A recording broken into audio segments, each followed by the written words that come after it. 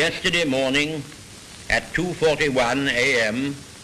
at General Eisenhower's headquarters, General Jodl, the representative of the German High Command, and of Grand Admiral Dönitz, the designated head of the German state, signed the act of unconditional surrender of all German land, sea, and air forces in Europe to the Allied Expeditionary Forces and simultaneously to the Soviet High Command.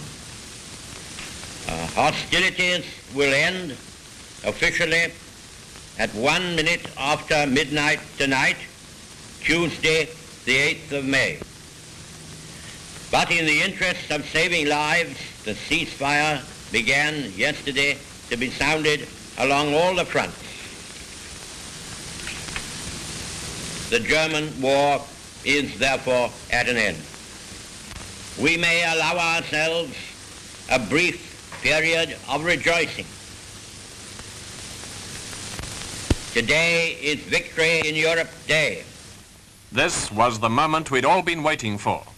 Enormous crowds had gathered outside the House and all over the centre of London to hear the end of the war in Europe officially announced by the Prime Minister. True, VE Day had been anticipated by the people of London, who'd done a bit of unofficial celebrating the previous evening. But this was the real moment, and this is how Winston Churchill ended his broadcast. Advance, Britannia! Long live the cause of freedom! God save the King! After the Premier had repeated his announcement to the House of Commons, the Speaker led a procession of members, headed by Mr. Churchill and Mr. Greenwood, across to St. Margaret's for a Victory Thanksgiving service.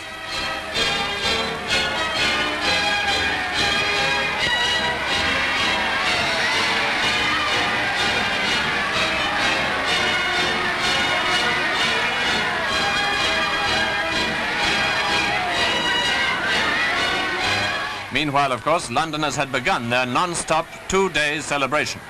The end of the German war had come 11 months after the landings in Normandy. V-Day came less than a year after D-Day. But it was the end of nearly 6 years of war in Europe. No wonder people went a bit crazy. And this was it in the West End. All over the capital, as indeed in towns and cities throughout the country, it was the same story. This was it in Lambeth Walk.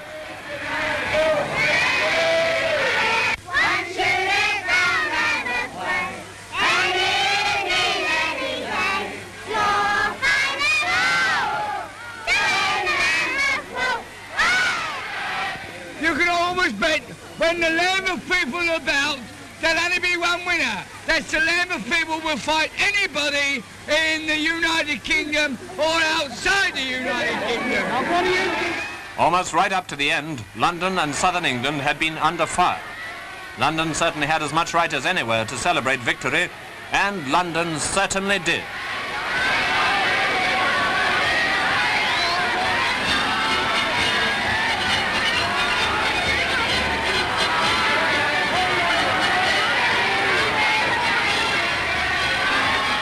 Naturally, approaches to Buckingham Palace were almost continually jammed.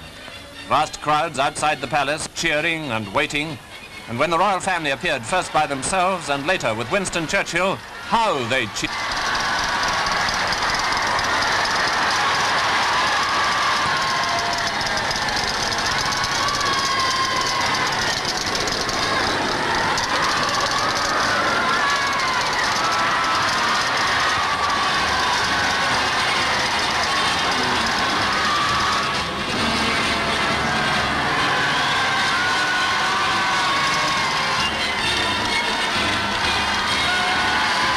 A high-quality Japanese-style kitchen knife as a gift for less than $20. Holy shit, it's amazing. Seriously.